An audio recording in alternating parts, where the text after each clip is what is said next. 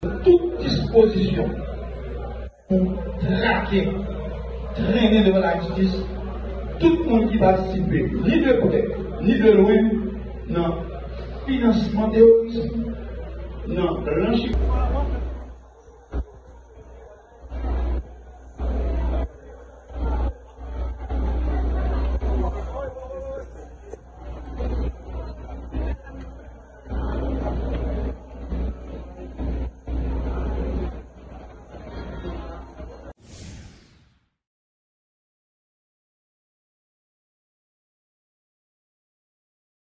Les amis de la presse en ligne, bonjour. C'est un plaisir pour M. Kwame aujourd'hui. Plus convocation aujourd'hui, c'est pour nous parler sur question sanctionnée internationalement. De façon, on a dit, qui côté parquet allié dans le cadre suivi qui peut faire dans la capacité. Alors, comme nous disons que parlant des sanctionnés, il y a deux régimes. Il y a le régime des sanctionnés multilatéraux, c'est-à-dire des sorties haïtiens qui sont sanctionnés dans le cadre de la résolution des Nations Unies, de la résolution du Conseil de sécurité des Nations Unies. Et il y a les sanctionnés bilatéraux, c'est-à-dire des sorties haïtiens qui sont sanctionnés par des États, je dirais, des États frères.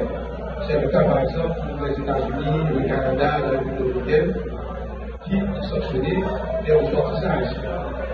Alors, en ce qui concerne les sanctionnés des Nations Unies, et sur la base des résolutions du Conseil de sécurité des Nations Unies, et notamment les résolutions 2653, 2700 et 2752, il a été demandé de procéder au gel des comptes des personnes sanctionnées. Alors, il faut dire que l'État haïtien, en tant que membre fondateur des Nations Unies, une résolution du Conseil de sécurité des Nations Unies s'oppose à l'État haïtien.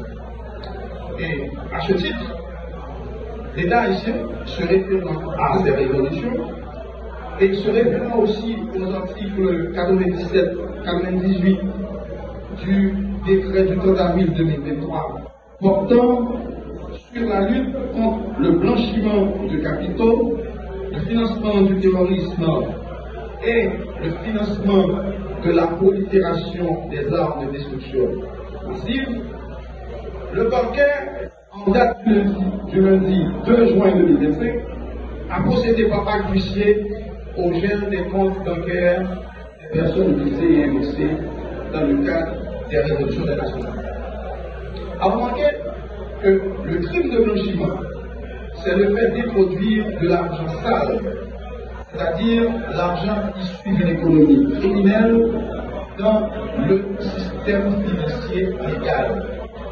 Alors, de quoi il s'agit?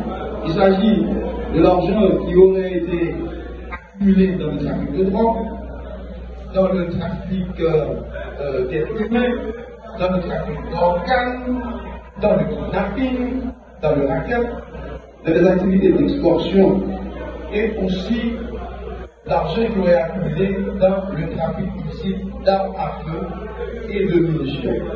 Donc, en fait, le public doit dire que quand on parle de blanchiment, il s'agit de fonds qui ont été accumulés dans des activités illicites et qui, par des moyens détournés, sont entrés dans le système financier légal. Alors, dans cette même perspective, en date du 6 juin 2025, le chef du parquet, chef de la poursuite, a requis les institutions spécialisées telles que l'UCREF, l'USCC, d'ouvrir une enquête financière sur les sanctionnés ainsi que leurs complices pour blanchiment de capitaux, financement du terrorisme, financement de la prolifération des armes de destruction massive. Alors, il faut comprendre que l'économie criminelle fonctionnait avec complices. Bon, je veux dire, tout l'argent kidnapping que M. Gang terroriste ensemble fait, ils ont gagné des canaux que vous passez pour serrer l'argent.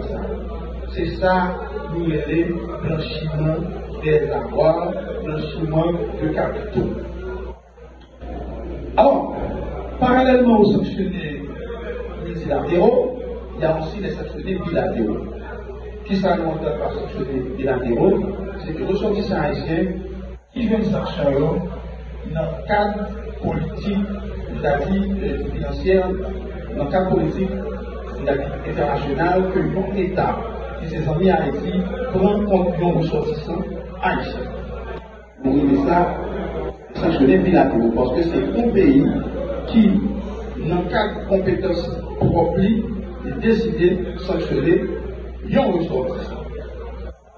Alors, en ce qui a trait à ces sanctionnés, l'État haïtien va le depuis le 21 mars 2025, l'État haïtien alors l'État haïtien représente cette matière par le ministère de la Justice et de la Sécurité publique, via le ministère des Affaires étrangères, a produit une demande d'entraide pénale auprès de ces États au fin de se renseigner davantage sur les éléments de preuve ou les indices sur lesquels ils se sont basés pour fonder leurs sanctions contre nos ressortissants haïtiens.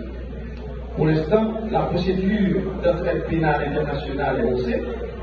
L'État haïtien attend avec impatience la réponse face à cette entraide pénale concernant ces sécurités. Alors, nous autres, parquets, nous avons été instruits de prendre toutes les mesures généralement quelconques pour que le peuple haïtien, qui est victime depuis plusieurs années de extorsion, de kidnapping, de déplacement forcé à cause de gangs armés, de groupes terroristes de l'ensemble, de gens qui déplacent avec des camions, de gens qui perdent des business, de gens qui perdent des familles,